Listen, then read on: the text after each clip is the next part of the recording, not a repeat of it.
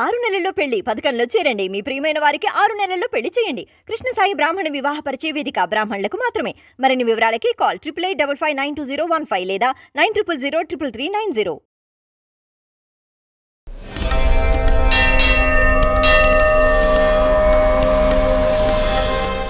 ఈహా భక్తి ప్రేక్షకులకు నమస్కారం. ప్రముఖ జ్యోతిష్య శాస్త్ర నిపుణులు డాక్టర్ గుండెపూడి శివసుధీర్ శర్మ గారు మనతో ఉన్నారు. ఆయనతో మాట్లాడి మనం చాలా విషయాలు తెలుసుకునే ప్రయత్నం చేద్దాం. నమస్తే సార్. శ్రీమాత్రే నమః. శ్రీ గురుభ్యో నమః.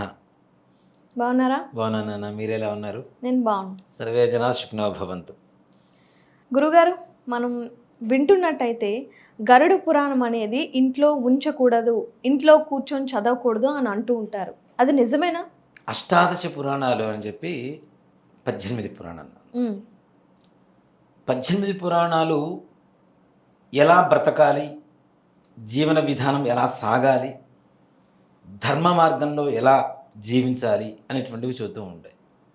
కానీ గరుడ పురాణం అనేటువంటిది మనం బ్రతికున్నంత కాలంలో ఏ పనులు చేస్తే ఏ రకమైనటువంటి శిక్షలు పడతాయో చెప్పేటువంటిదే ముఖ్యంగా గరుడ పురాణం. అవును. అంటే అది భయంకరంగా సృష్టిస్తూ ఉన్నారు జనాల్లో. ఓ మాట చెప్పాలంటే గరుడ పురాణం అనేటువంటి దాన్ని అమ్మో భయం, ఇంట్లో ఉండకూడదు అనేటువంటి ఒక భయానకమైనటువంటి స్థితిలో దాన్ని ఉంచుతూ ఉన్నారు. నిజంగా చెప్పాలి అంటే అన్ని పురాణాల కంటే కూడా మొట్టమొదటి చదవాల్సింది గరుడ పురాణం. అది చదివితే కొంత భయం అన్నా ఉంటుంది మనిషికి. తప్పు చేయకూడదు, తప్పు చేస్తే అమ్మో ఈ శిక్ష పడుతుందేమో అనేటువంటి ఒక ఆలోచన అనేటువంటిది ఉంటుంది.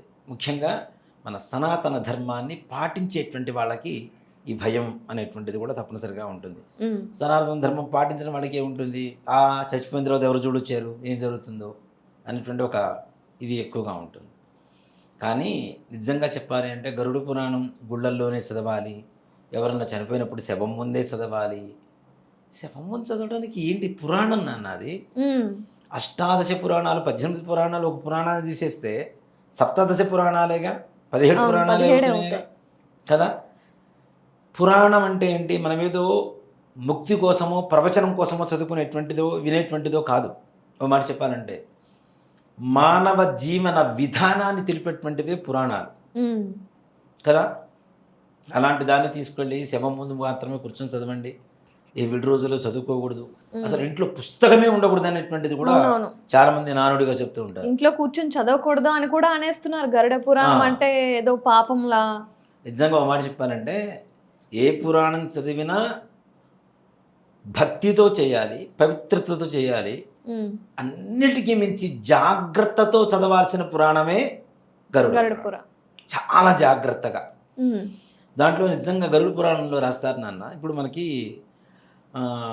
పిల్లవాడు పుట్టిన తర్వాత నామకరణం చేస్తాం. నామకరణం చేసేటప్పుడు ఏం చేస్తారంటే తాభ్యామేవ మూర్ధన్యవఘ్రాణం అని చెప్పి భార్య భుజం మీద నుంచి పిల్లవాడి శిరస్సుని ఇట్లా తండ్రి కుడి చేత్తో పట్టుకొని ఎడంచే ఇక్కడ పెట్టుకొని హృదయం మీద మంత్రం చెప్తూ ఉంటారు. అంగాదంగాత్ సంభవసి హృదయాదధియాయసే ఆత్మా వై పుత్రనామాసి సాజీవ శరదశతం అని చెప్పి ఒక మంత్రం చెబుతూ ఉంటారు. నిజంగా దాంట్లో ఉండే పరమార్థం తెలిస్తే ఎంతో గొప్పగా ఉంటుందంటే, ఈ పిల్లవాడు భగవంతుడు దయ వల్ల పుట్టాడు, ఇప్పటి నుంచి నా కుమారుడుగా నేను స్వీకరిస్తున్నాను అని చెప్పి ప్రమాణం చేయడం కూడా గరుడ పురాణంలో చెప్పబడినటువంటి విధానమే. ఆ కుమార్తెను కానీ కుమారుడిని కానీ ఇప్పటి నుంచి నా పుత్రుడిగా నేను స్వీకరిస్తున్నాను, వీడి బాధ్యతలు మొత్తం నేనే తీసుకుంటాను అని చెప్పి ఆ యొక్క తండ్రి పిల్లవాడి మూర్ధం అంటే ఇది శిరోభాగం. ఇంకోటి కూడా ఏంటంటే పిల్లవాడి శిరస్సును మాడు అంటాం కదా ఇక్కడ ఈ భాగాన్ని, ఈ మాడు భాగాన్ని వాసన చూడమంటారు. తద్వారా సంపూర్ణమైనటువంటి వాడి మీద ఒక అధికారం బాధ్యత తండ్రికి చేకూరుతుంది. ఇలాంటి విధానాలన్నీ కూడాను గరుడ పురాణంలో చెప్పబడింది. మనం అంతకుముందు చాలాసేపు మాట్లాడుకున్న ఒక రోజున ఈ స్త్రీ శాపాలు, పితృదోషాలు ఇట్లాంటివి కూడా నిజంగా గరుడ పురాణం ప్రకారం తీసుకున్నటువంటి సబ్జెక్ట్స్ తప్పితే వేరే రకమైనటువంటివి కాదు.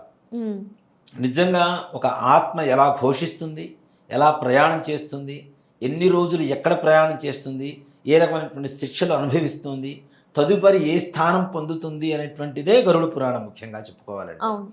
దాన్ని ఇంట్లో చదవకూడదు అనేటువంటిది ఒక మూర్ఖత్వం, మూర్ఖులు చేసేటువంటి పని. మిగిలిన రామాయణం, భారతం ఇవన్నీ ఎట్లా చదువుకుంటూ వెళ్ళిపోతాము, మిగిలిన పురాణాలన్నీ కూడా విష్ణు పురాణం, శివ పురాణం ఇవన్నీ ఎట్లా చదువుకుంటూ వెళ్ళిపోతాము, అలాగే గరుడ పురాణం కూడా అతి జాగ్రత్తగా భక్తితో చదువుకోవాలి. అందులోనూ ఏ పురాణాల పుస్తకాలు, ఏ పుస్తకం కూడా కింద పడేయడం అనేది మనకి ఇష్టం ఉండదు. సరస్వతి స్వరూపంగా చూస్తూ ఉంటాం. అందులో ముఖ్యంగా గరుడ పురాణం పొరపాటున కూడా కింద పెట్టకూడదు, కింద పడకూడదు. ఇది భయం అవుతుందన్నమాట. కింద పడిందంటే ఏదో చెడు జరగబోతుందేమో అనేటువంటి ఒక భయం ఏదైతే ఉందో, ఈ భయం వల్ల ఇంట్లో పుస్తకం పెట్టుకోవడానికి కూడా భయపడుతున్నారు. అవును, ఇంట్లో పెద్దవాళ్ళు కూడా ఒకవేళ అంటే మా వయసు పిల్లలు ఎవరైనా బుక్ తెచ్చి ఇంట్లో పెట్టి చదువుదాం అంటే మా వయసు వాళ్ళకి కుతూహలం ఉంటుంది, గరుడ పురాణంలో చదవాలి, ఎలా చంపుతారు అవి ఇవి అని చెప్పి. నేను అలాగే ట్రై చేస్తే మా అమ్మ నన్ను తిట్టింది అనమాట, ఇలాంటివన్నీ ఇంట్లో చదవకూడదు వద్దు అని చెప్పి. నిజంగా ఓ మాట చెప్తానన్న, అపర మంత్రాలు, కర్మ అంటాం కదా, కర్మ చేసేటువంటి మంత్రాలు ఉంటాయి. అలాంటివి ఇళ్లలో మనం చదవం. గురువుగారు నేర్పించే సమయంలో కూడా దేవాలయాల్లో నేర్పిస్తారు. తద్దినం పెట్టేటువంటి మంత్రాలు, కర్మ చేసేటువంటి ఈ మన ద్వాదశ కర్మలు, ద్వాదశ దిన కర్మలు చేసేటువంటి మంత్రాలు అపరం అంటారు దాన్ని. ఇలాంటి మంత్రాలు దేవాలయాల్లో నేర్పిస్తారు. అవి ఇంట్లో చదవకూడదు కాబట్టి. అవును. అంతేకాకుండా ఈ గరుడ పురాణం అనేటువంటిది గుళ్ళల్లోనే చదవాలి అనేటువంటిది మాత్రం ఎక్కడా లేదు. చక్కగా ఇంట్లో చదువుకోవచ్చు. ఇలాంటి అపోహని పోగొట్టాలి అనేటువంటిది నేను చాలా ప్రయత్నాలు చేస్తూనే ఉన్నా. ఏదన్నా మా దేవాలయంలో కావచ్చు, ఏదైనా వివాహాల్లో కావచ్చు, ఎక్కడైనా సరే మన హిందూ ధర్మం గురించి చెప్పేటప్పుడు నేను ఇదే చెప్తా. గరుడ పురాణం చదువుకోండి. ఒక భయం ఉంటుంది, భక్తి ఉంటుంది. మనం మన ధర్మంలో ఎలా నడవాలో తెలియజేస్తుంది.